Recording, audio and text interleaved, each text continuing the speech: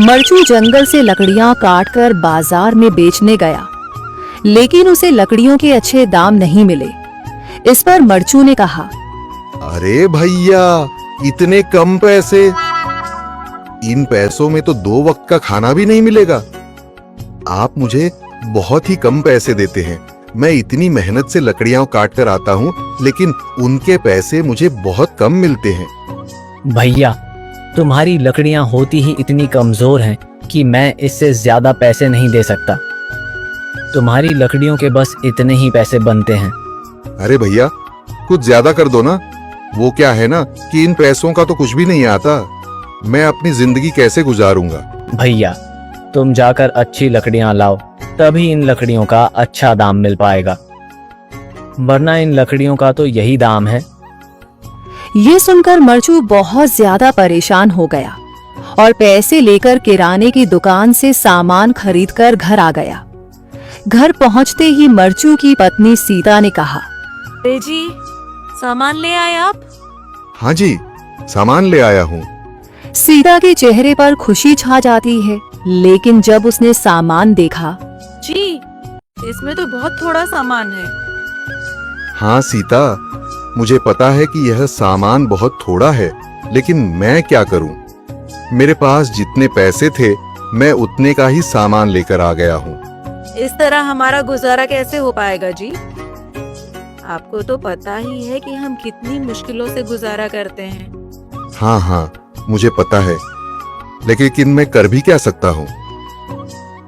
मेरे पास इतने पैसे ही नहीं कि हम एक अच्छी जिंदगी गुजार सकें। इतनी मेहनत कर रहा हूँ, लेकिन फिर भी मेहनत का फल नहीं मिल रहा।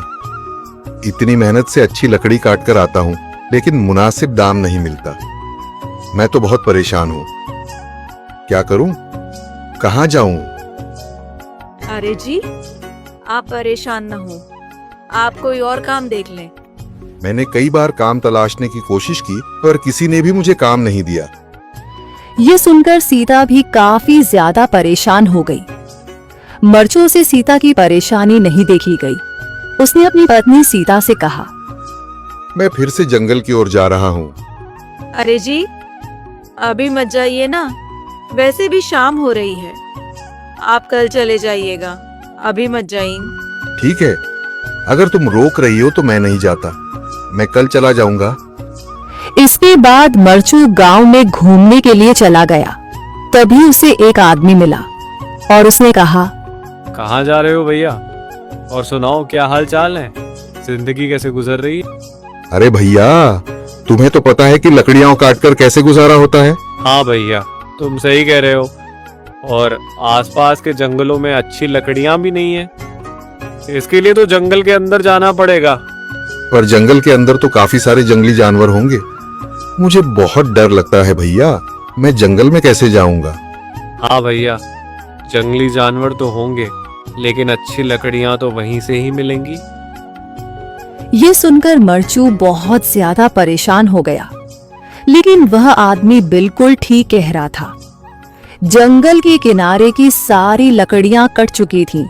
अब सिर्फ जंगल के अंदर ही अच्छी लकड़ियां बची थीं। अगली सुबह मरचू लकड़ियां काटने जंगल की ओर चल पड़ा। जंगल में आने के बाद मरचू ने कहा, अरे, यहाँ पर तो लकड़ियां ही नहीं हैं। वो आदमी सही कह रहा था, लकड़ियों के लिए तो जंगल के अंदर ही जाना पड़ेगा। और जंगल के अंदर जाना क्या सही रहेगा?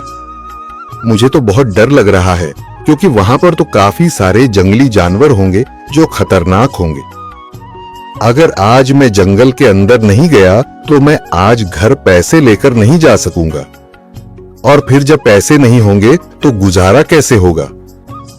मरचू जंगल के बाहर खड़ा सोचता ही रहा और फिर उसने सोचा, अरे, यहाँ पर भी कोई मजबूत पेड़ दिखाई नहीं दे रहा जिससे मैं लकड़ियां काटकर घर ले जा सकूं।